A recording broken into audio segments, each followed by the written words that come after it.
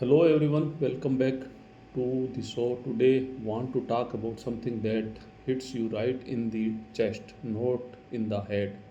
That moment when you see someone else hurting and you feel too not their exact pain but a kind of echo of it.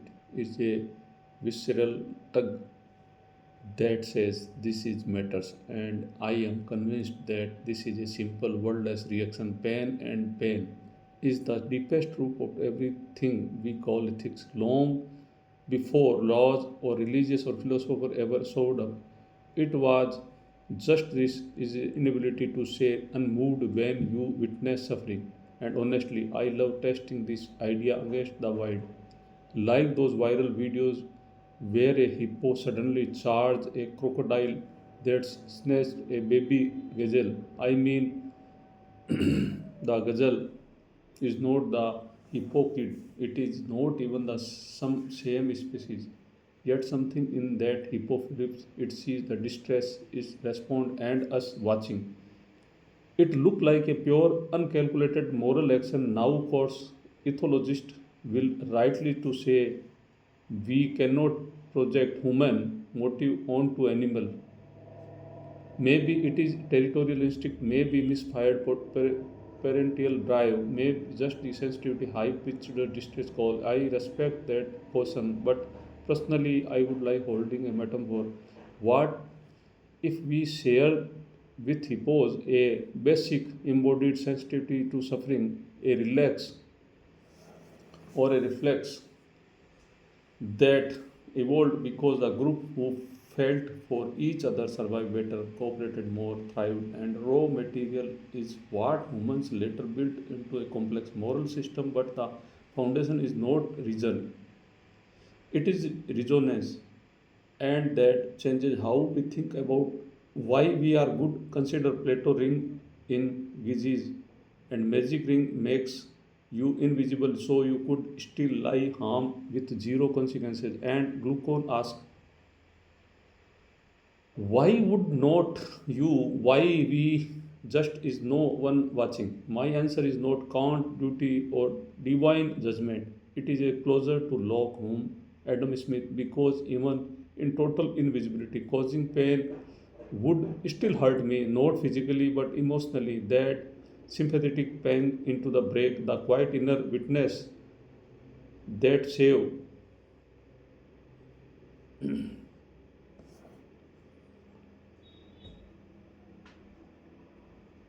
Similar pang on the break, the quiet inner witness to say do not and it better. It is the reason most do not saw someone aside on the crowded subway. Even we are bigger, stronger, and sure we have get away with it. We imagine their humiliation, their fear, and the imagine pain in us stop us. This pain for principle operate constantly, silently, preventing countless small cruelties every single day. But this is the crucial, but it is a fragile, wildly selective, embarrassingly edgy to override because the same big guy on the subway. If the skinny dude he is everything is eyeing is wearing a rival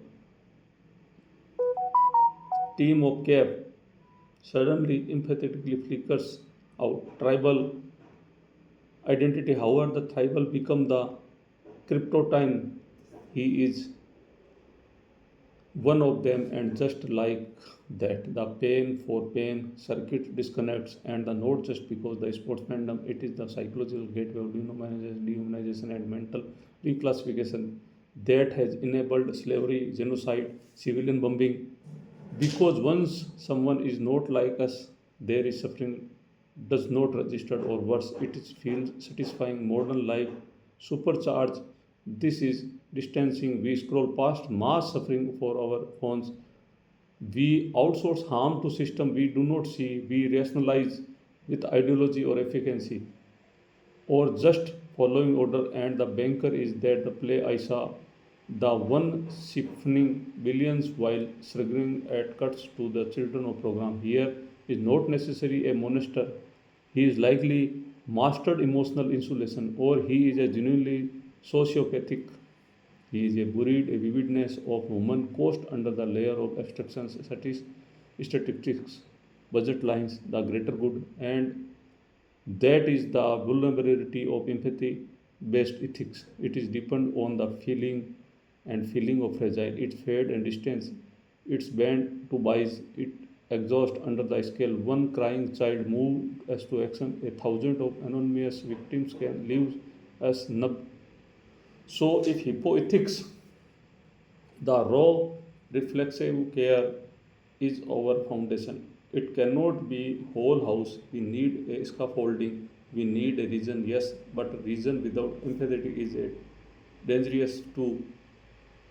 It become cold calculus cruelty with justification rules without feeling earned into the bureaucratic indifferences. So the task is not the choose between heart and head, but the weave them to protect that fragile spark of pain for the pain while building external structure that amplify it.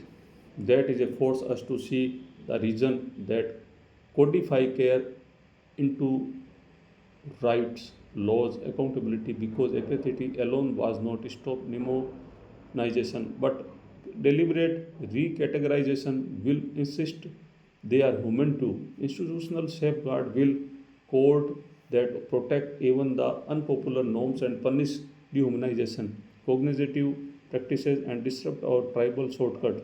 And in our modern era where algorithm feed us outrage and fractured shared reality. This work is urgent. We cannot just hope people feel more. We have the design system that make empathy harder to ignore. That bring distance suffering vividly into the view without overwhelming us. That reward bridge building,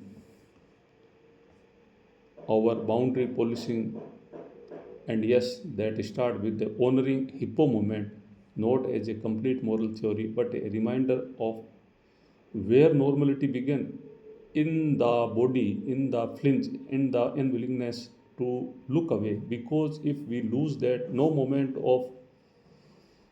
amount of clever philosophy will save us. But if we protect it, expand it, teach it, then we have a chance to build ethics that are both deeply human and robustly just. So next time you feel that pang when you see a stranger stumble, when a news story cracks your composure, when even a video of a gazelle makes your breath catch, do not dismiss it is a sentimentally lean into it. That is a spark, that is a raw material, and our job is not replace it with colder logic, but to fan it into a flame that can light system policies cultures worthily of that first simple impulse. I feel your pain, and because I do, I will act not perfectly, not always, but often enough to keep the subway car from the becoming the battlefield, to keep the crocodile from winning by default. I keep believing that even in a world of invisible rings, something in us still chooses again and again to care. Maybe that not the whole story of ethics, but it is the part that makes the rest possible. So let's honor the hippo. Let's study the ants rescuing sturgeon from the Antillean pits. Let's marvel at the dolphin guiding stranded whales to safely. Not the anthropomorphized lecture, and but the remember that the capacity of respond to suffering it is ancient embodied share, and in this it is being given to extraordinary terrifying gift of the reflection, which means we can choose to widen their circuit, to question our biases, to build institutions that outlast our modes, and that is the modern protect project, taking that visceral hippo like reflex and scaling it with wisdom, with courage, with restlessness, compassion, because the world does not need to be perfect moral philosopher.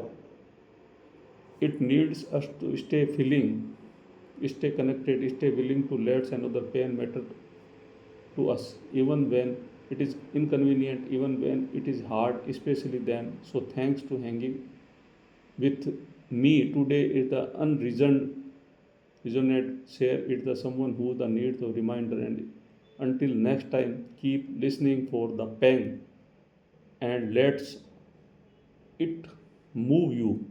Thank you.